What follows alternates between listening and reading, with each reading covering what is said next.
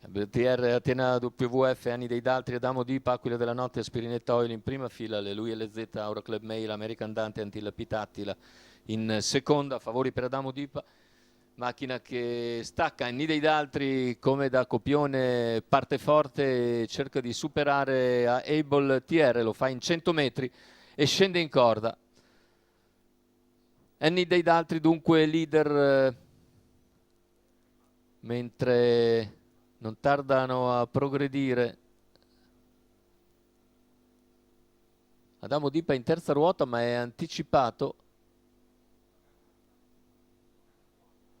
da Atena WF, infatti, che manda in terza ruota Adamo Dipa, 400 iniziali in 29,8 e Adamo Dipa sta passando di forza.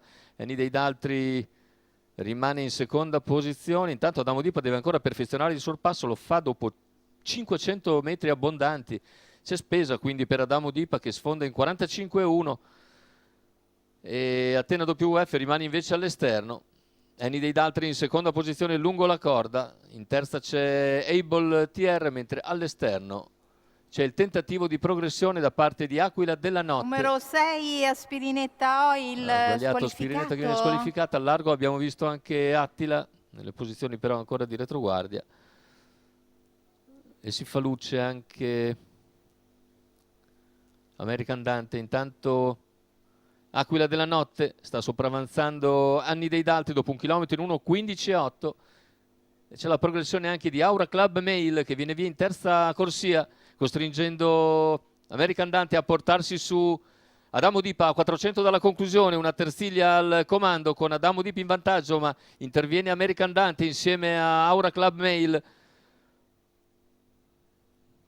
Completamento della curva conclusiva, ingresso in dirittura d'arrivo, si sta vantaggiando American Dante, passa American Dante a 100 dalla conclusione, finale con American Dante che viene a concludere netto vincitore, secondo posto per Aura Club Mail, al terzo chiude ancora Adamo Dipa.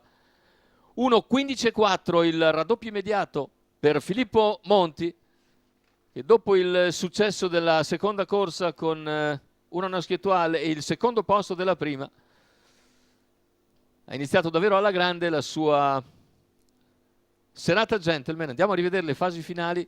La vittoria netta per American Dante, il training è quello di Giuseppe Cerrone, la quota di 5,74 al totalizzatore. Filippo Monti ancora a segno, secondo posto per Aura Club Mail, mentre al terzo chiude Adamo Dipa.